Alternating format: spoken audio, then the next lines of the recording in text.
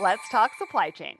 Hello, everyone, and welcome back to Let's Talk Supply Chain. Last week on episode 2 of our Sifted mini series, I was joined by Kevin Miller, VP of Data Insights at Sifted, to take a closer look at predictive modeling. We talked all about simulation and what modeling means, common misconceptions, the benefits of using simulation to make smart supply chain adjustments, and how predictive modeling has the potential to revolutionize your business's sustainability goals. It was a fascinating episode, and so I really hope you enjoyed it. Today, in episode 3, it is operational automation's turn under the Sifted spotlight. I'm joined by Caleb Nelson, Chief Growth Officer, to dive into Sifted's parcel audit solution for shippers, how it can identify and recover lost revenue, how the boom in e-commerce has impacted shippers, and the power of strategic automation. So, welcome back to the show, Caleb. Hey, Sarah, thank you so much for having me back. I'm super glad to be here.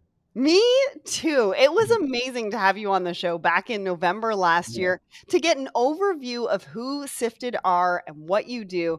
And it's been a real thrill to really dive deeper into this mini series.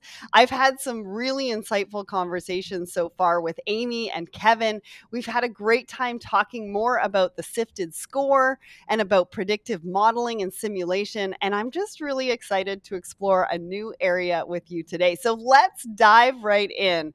So today we're talking about Sifted's parcel audit for shippers. And before we dive into the solution itself, I really want to get a feel for the landscape over the last few years because it's Oh really man. key to this product, right? Yeah. So when it comes to deliveries, a lot has changed within a relatively small space of time. The rise of e-commerce accelerated by the pandemic has shifted the entire market. So can you talk to us a little bit about that evolution? Walk us through what that's looked like. Yeah, the carriers are really built to handle a certain number of shipments in a particular given period of time. COVID and the boom, to your point, of e-commerce really tested the stress limits of that carrier capacity network for both FedEx and UPS. They're looking out their windows right now, even today, and they're looking at their warehouse and saying, "Look, I can't even see the floor. Right. So many shipments that are out there." And that's really kind of turned this into a carrier's market versus a shipper's market. And the Mm, carriers have done a number of things to kind of uh, change some of the audit components to that we'll discuss and get into, and made it a little bit more difficult for shippers to really kind of wrap their arms around it because there literally is so many shipments going through the system. E-commerce has cooled off just a little bit, it's plateaued, but it's still a tremendous growth over what it has been in the past. yeah, and it's probably giving us just a tiny bit of relief that we've needed, right? Because I Yeah, feel like over the last couple of years, especially with e-commerce, it's kind of been go, go, go, go, go, go, go, go, go. What do we do now? yeah. And I think we're less than 70 days away from Q4, from peak season. Right. So this is kind of the collective breath everybody's taking Mhm. before the Q4 storm that's going to happen. And Yeah. for shippers to be really prepped for Q4, peak season, and making sure that they're making right choices and making sure that their client experience with on time delivery with the carriers that they use is super imperative right now versus any other time. Yeah, customer experience is, like you said, imperative, right? It's the difference between whether a consumer is going to come back and buy from you or not, and then the dollar amount that's behind trying to get them back, Yeah. right? It just takes so long, and you don't want to be there. You want to have the right tools to be able to enable you to keep that consumer, make sure that you're delivering on time. And so you've been with this company truly every step of the way. And although Veriship was originally founded in 2005 and you co founded Sifted in 2017, I know that 2020 really kicked off a new era when the two companies merged in 2020, right as the pandemic kicked Yeah. off. Yeah. Did the evolution that you were seeing in the market at that time of business growth for you help to shape products like Parcel Audit? Talk to us a little bit about that evolution as well. Yeah, 100%. I think to answer your question, it absolutely did shape it. I think really what shippers need is they need every shipper is overwhelmed with data. Like if you go to download all of your data, it's so much data that it can crash Excel. Like Mhm. that much package level detail data is so heavy. Shippers don't need more data, they need more insights to their data. Yeah. And that's essentially what Sifted is built to do. What has shaped some of our product decisions in going through that is the therefore what question. We're trying to get shippers away from like, congratulations, you spent $250,000 last year with FedEx. Good job. And it gets into the therefore what? What can I do about that? What reimbursements are available for me? How can I make improvements to that spend? How can I reduce that spend? How can I be a better partner to FedEx or to UPS? And ultimately, right now, when it becomes a carrier's market and growth is through the roof, you want to be as attractive as possible for your partner carriers. And you want to be able to make sure that you are above board getting all of the available refunds back for you. And to your point, client experience is solid, meaning the carriers are performing, which means you need to be looking at your data and making really corrective action or decisions based upon what you're seeing reflected in that data. On time delivery is a big part of that, Mhm. and making sure that you're not just taking the carrier's word for it. Right. Yeah, and it's so true. You bring up a lot of really great points there. I mean, the fact that it's a carrier's market, not everybody's thinking about how to be attractive to that carrier.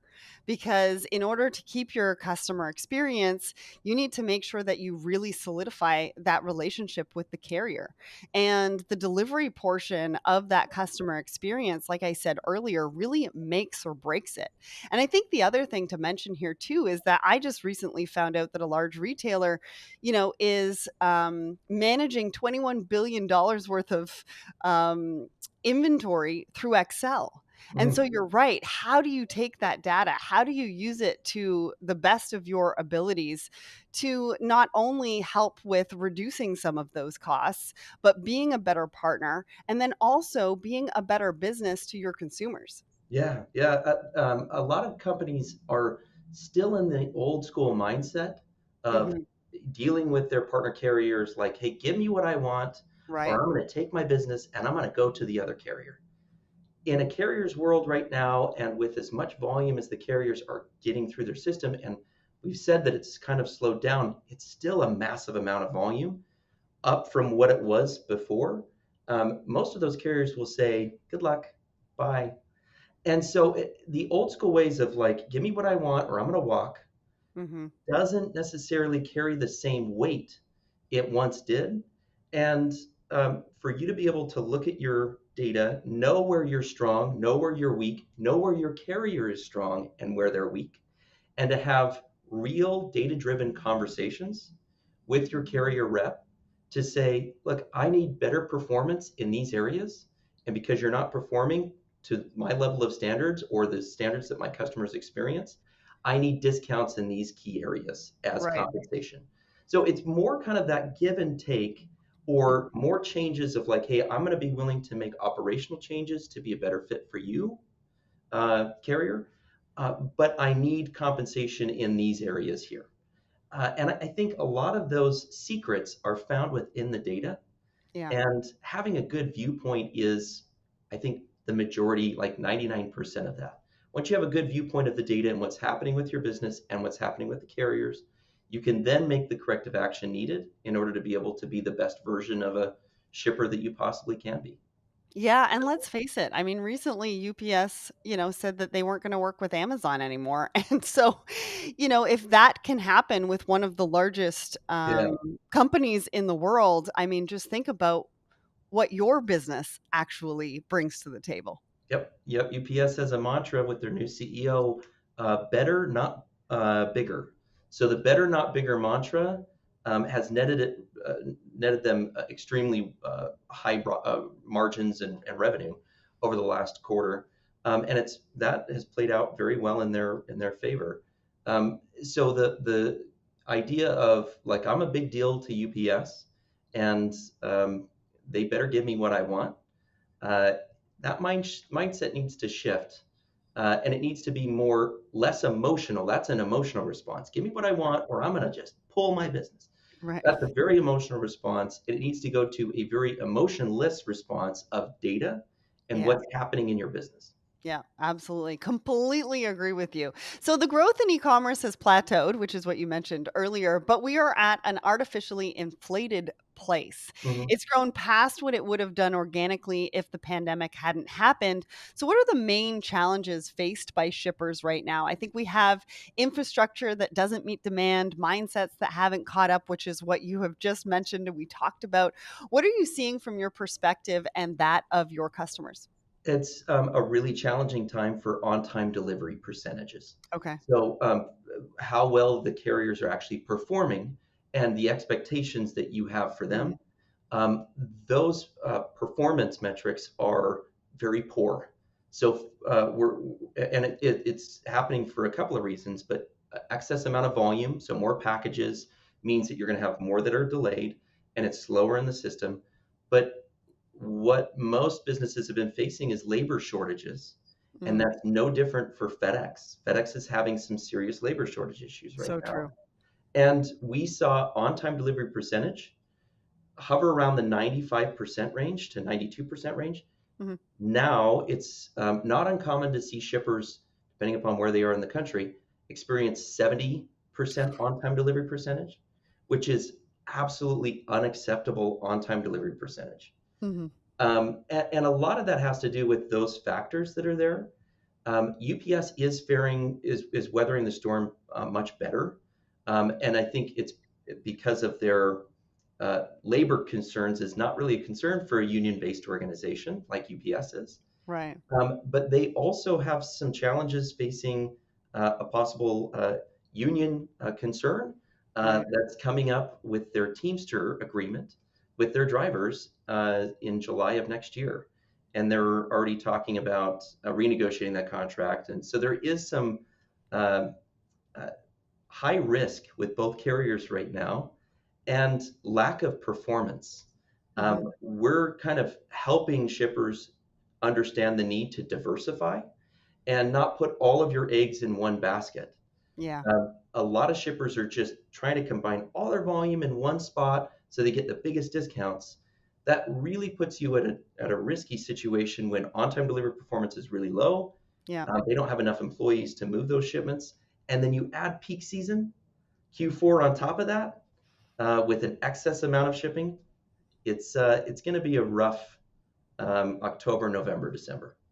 Well, and you talk about those KPIs, right? And just internally, you've got your internal customers, which is your management and your C-suite and all that, sort of looking at the KPIs going, "Oh, what is happening?" Yeah, And, I think that diversification is really a good option because at the end of the day, you can really manage those expectations and manage those KPIs a little bit better, especially in a situation where, UPS is working better right now, but maybe not of July yeah, next year. And you can plan for that, right? yeah, absolutely. And to be flexible, I think Mm, is a big area that our industry, our shippers that are out there using UPS and FedEx, flexibility is typically not a word I would use to describe most of those companies that right. can easily move some of their volume to other carriers in times of need. But Hmm. to be set up for options to be able to do so and to know by looking at your data when is the right time to do that. Yeah. That's a really important aspect that you don't want to be 6 months behind the eight ball. It's not going to be a fun transition for you.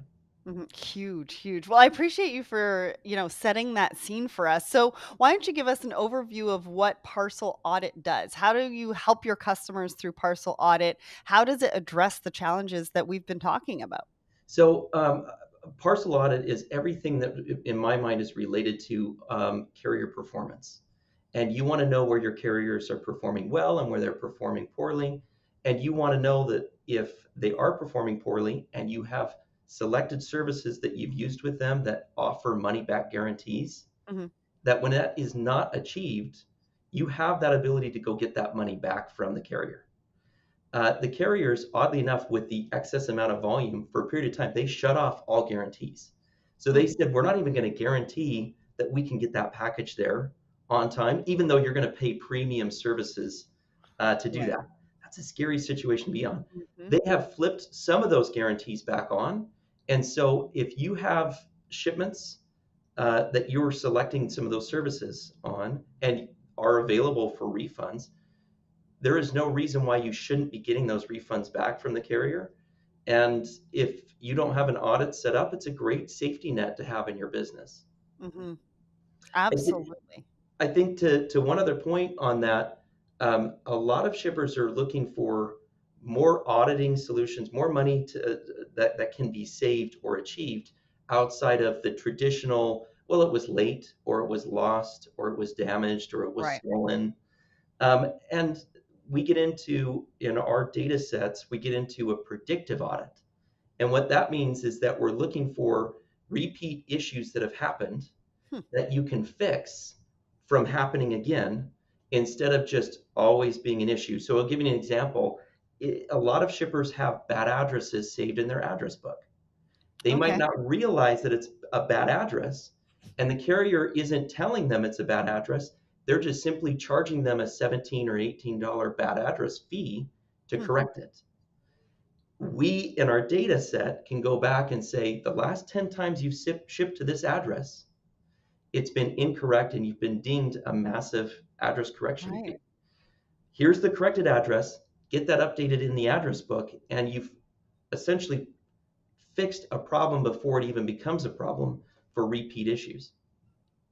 Yeah, and that could be, like the address is spelled differently or something like that, and somebody has maybe picked the wrong one. Like you've got a list of 5 for that particular customer because it's been typed in wrong one time, and you're picking the wrong one every time, and you don't necessarily realize it.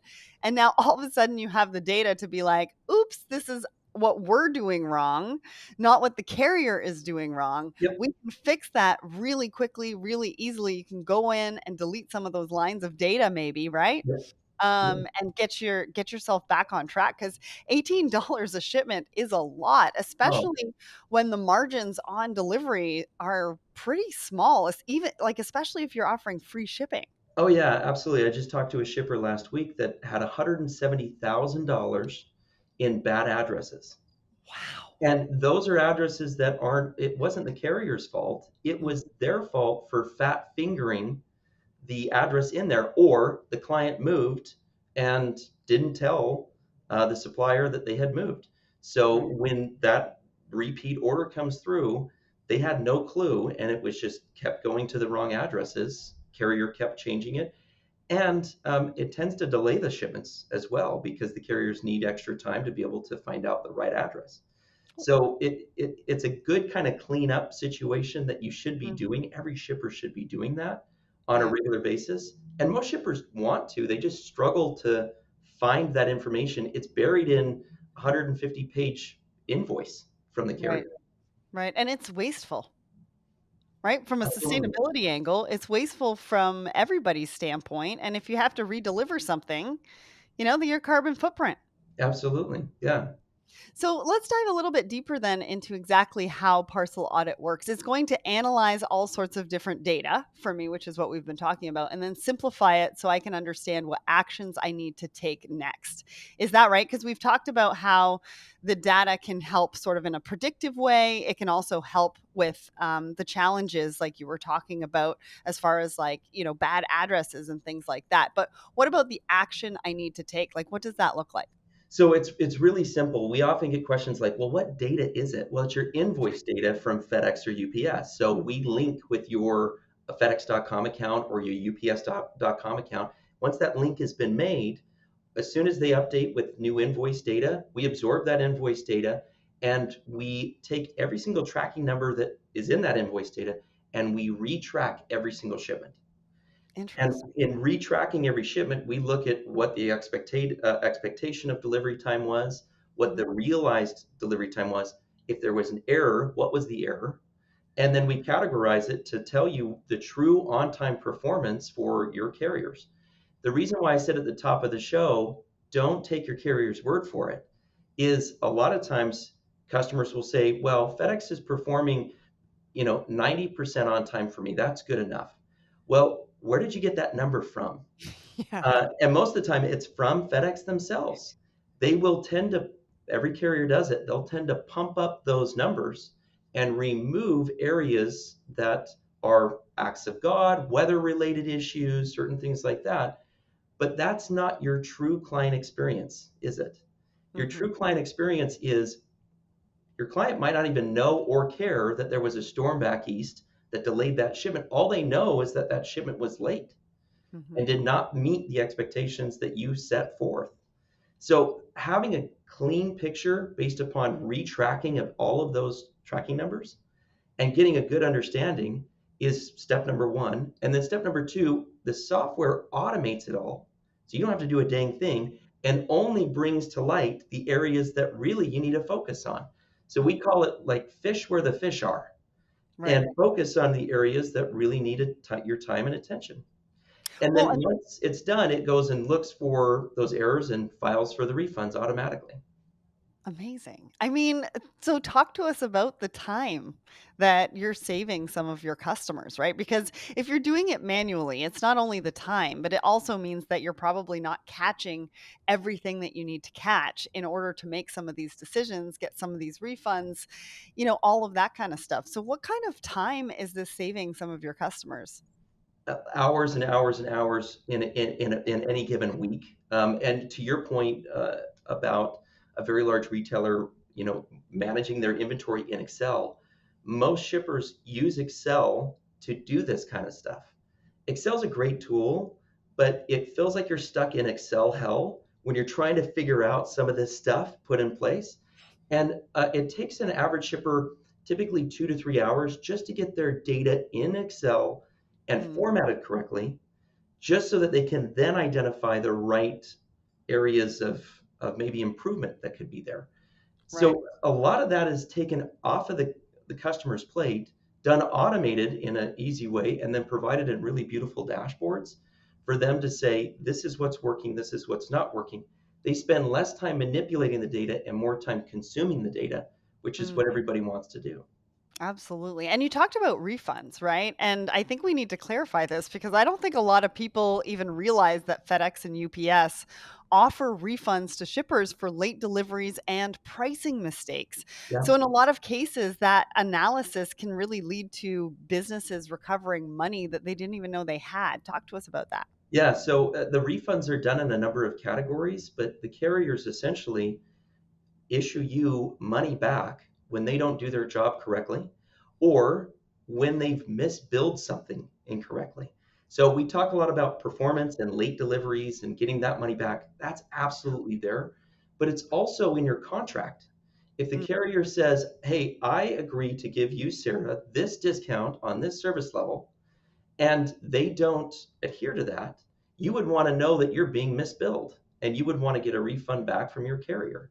yeah, That absolutely. happens and goes unnoticed every single day. FedEx and UPS are not perfect organizations, and having a good safety net that's continuously looking for areas of improvement and mistakes for you to go get that money back is what it's all about. I can only imagine. And that revenue recovery is also happening across invoices and contracts, I think, as well, right? So Yeah, shippers can become really proactive, not just both in optimizing their own operational decisions, which we've been talking about, but also in holding their carriers accountable for service failures. And, that's a real gear shift for the industry. So talk to us about the revenue recovery on the invoices and contracts as well, because that's another area that I just don't think, we're looking at yeah. close. I talked to two shippers in this month so far that have really talked about, and we analyzed their data. We identified that one of them was being misbilled, so they were on their contract expecting to get a X% discount. The Mhm. carrier did not give them any discount on that particular area, and they were being overcharged for nearly 6 months without Wow. any clue on that. Another one is sometimes in those contracts, you have certain areas that you can negotiate Mhm. that tend to expire. So they'll say this agreement or this discount in this agreement is good for 12 months. Mm. And you have varying parts of your contract that can expire in different times. I just talked to a shipper that they did not know that one of their major discounts and one of their major fees had expired 3 months ago. Oh, And they knew that their rates were going up. They couldn't really pinpoint where or why. So a system that can look at your contract and compare it to what you're being billed, and then feed up any information that doesn't match is exactly what we do for shippers on a weekly basis. and I need that for my cable bill I because I feel know, like I that's what know. happens on a monthly basis, and then I gotta pick up the phone and call them, which I do not wanna do. I know, I know. It's exactly that. I need that in every other aspect of my life because I think we put so much trust and faith that Yeah. you're being billed accordingly. Mhm. And the minute that you find out that you're not, all that trust kind of goes out the window. Yeah. And it's really difficult to manage that process Mhm. uh, in Excel or in any other kind of uh, spreadsheet related tool. It's just not fun. Well, and obviously for a business, right? If you've got somebody who's in that position that's managing it and potentially leaves and things like that. I mean, if you don't have something or a tool that is managing that for you, you won't get that notification because they were the ones managing it and they're no longer there. I mean, there's Yeah. a variety of different reasons why that would happen in a business's standpoint and a variety of different reasons why this tool would really help to keep on top of that. But let's talk about integration because sometimes time and budgets are tight, and they don't always have the good data to begin to feed into the platform. So how does that all work with Sifted Parcel Audit? Talk us a little bit through that. Integration's like stupid simple. I think we've made it as like we call it 30 seconds easy.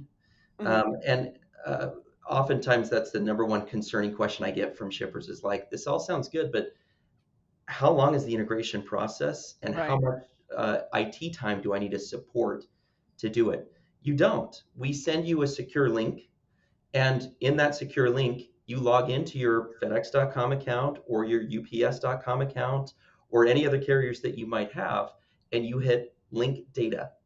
At that point, your job is done. The Nice. system goes through, automatically files it, automatically pulls in. For UPS, we can pull in a year's worth of historical data. And for FedEx, it's 6 months worth. Gives you a great baseline. And then we retrack all those shipments and look for any available refund to go out there and get that money. Amazing. I love that. And so do you have an ideal client? Like, do you have to be processing a certain amount of deliveries to get the most benefit out of this, or what would that look like? I think an ideal client is somebody who ships maybe $200,000 a year or Okay. more. That they're going to get a substantial amount of refunds back. That's there, and they're going to find operational issues like the address corrections we talked about Hmm. that they could potentially make some strong decisions on. We also perform the exact same services if you sell on Amazon. If you sell on Amazon, Amazon is exactly like FedEx and UPS, but on steroids because they're Right. doing warehousing and pick pack and fulfillment and all of that. And there's more rooms for those errors to happen. Mm-hmm. And you can link your Amazon account into that if you sell on Amazon for some of your products. A lot of companies we service sell on their website. They also sell on Amazon. So it allows for them to be able to do audits on both categories just fine. And if you sell on Amazon, you can be a much smaller seller, all the way down to $50,000 a year, and get some substantial refunds back from Amazon. Great. I just thought about a potential introduction. So I just took note of that because I think that that's really great. I mean, there's a lot of shippers on Amazon that could really, really benefit from this solution. So I love that you've incorporated that as well. So you've talked a lot about different examples, right? In talking with your customers. Let's get into a case study, right? What was their challenge? Give us an example of one of your clients coming to you with the challenge, what that was, what the impact or ROI was on implementing your parcel audit solution. Yeah. So a good one in my mind is a medical device company that we've been working with. They saw some major challenges happen. They saw their on-time delivery percentage from their carrier and their customer experience drop. Mm, They couldn't figure out exactly why. The carrier was telling them, no, on-time delivery looks good for us, but they wanted to be able to validate it. So they went through and retracked every shipment in a given period of time and saw that there was a major discrepancy between what the carrier was telling them versus what they were seeing and what truly was the client experience. Right. And they wanted to be able to make sure that they were being billed correctly. Yep. And they tried to manage it within their own system in-house, both with Excel tools and some other items that they were using. And they realized that this was just very time consuming. It wasn't necessarily the amount of money that they knew that was available. They knew that the carriers were messing up and that amount of money was out there, but it Right. was more the lost cost and opportunity that was being wasted in hours being put into looking into this. Right. And in a matter of about 8 business days, we plugged in their data. We identified what the problems were. We identified a total amount of about $60,000 in available refunds for them to go get. And it was automated from our stance, and they said, go get it. We flipped on the audit and they saw those refunds come back in. But more importantly, we in our contract monitoring, we identified that they had 2 areas of their contract that had expired Mm. and was up for renegotiation that they thought that they were getting discounts on that went straight back to rack rates, which means 0% discount. Right. All in all, it was a six-figure savings from them. But I think more importantly, it's the peace of mind to know that you're doing things correctly, Yep. that you are being the best version of yourself that you possibly can be in dealing with the carriers. Yep. And I think that peace of mind is, and uh, lack of, I would say, wasted time in Excel.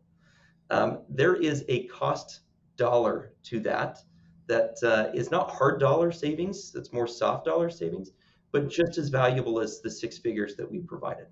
Absolutely. Plug, play, and free money. I Yeah, mean, who yeah, doesn't love that? In 8 business days. I mean, just think I've got people in the audience listening to this going, "That would have taken me months," yeah. right? This Of is, work that I really don't wanna do and that they're not really paying me to do because that's not really my core, potentially position, yeah, right? this is why technology exists, to do some of the Yeah. really tough mundane work that shouldn't be on your plate. And there also might be individuals listening that say, well, I already have an audit provider. The audit is great, but it's only one component of auditing or mistakes that can be made that you should be looking at. A Right. lot can be happening within the 4 corners of your business that are mistakes that are happening for you that are just as impactful as carrier mistakes that are happening that your current audit provider might not be looking for or finding because they don't get compensated on that. Absolutely. So finally, I just want to touch on automation. I mean, you just said that's why technology is around. Yeah, We're having more and more conversations around it, but there's still a good amount of overall resistance from people, particularly workers on the front line who are worried about issues like maybe job loss. yeah. But this, for me, is the perfect example of automation. It's going to optimize, save costs, create efficiencies, let me get on with what I should really be doing on a regular basis or a day to day basis, with the reality being that people would really struggle to do this themselves, which is what we just mentioned. What are your thoughts on that? Do you have any final words to share on the power of well chosen and strategic automation within supply chain?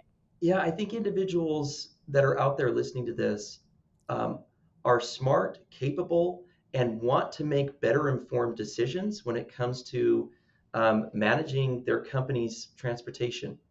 Mhm. Um, your time is best served making those decisions and identifying areas within your process that it's not working. Your Mhm. time is not best served trying to manipulate that data to get it to a spot just to even have that viewpoint. And most of who we talk to spend hours upon hours just getting, like I said, trapped in Excel hell. And I think um, most everybody wants to make better informed decisions. They don't want to spend the time to go through the mundane data to just find it. Absolutely. So, what a pleasure to have you back, Caleb, for another awesome chat. I think we've talked a lot over the last year or so about how changing consumer demand and the rise in e commerce has impacted things like last mile strategies or driver shortages, but we really haven't talked much at all about the behind the scenes implications, about how the ins and outs of shipping, like address corrections, residential surcharges, service failures, or invalid pickups, really impact a business's bottom line. And it's really incredible that just by automating your parcel audits with a partner like Sifted, you can save so much time and resource and recover money you didn't even know you had. I mean, it's an absolutely no brainer. If you want to find out more, you can check them out over at sifted.com. A massive thanks to Caleb for joining me and to the team at Sifted for making this episode happen. And we'll be back next week for the fourth and final episode in our Tomorrow's Insights Delivered Today mini series. To round out the series, I'll be joined by Adam Molding to talk about Sifted's contract management suite and exactly how it can help you establish targets, run re-rating scenarios, strengthen your relationships with your carriers, and optimize how and who you're shipping with. It promises to be an insightful end to the series, so make sure that you don't miss that episode. Caleb, thank you so much again for joining me today. Thank you, Sarah. Have a wonderful day.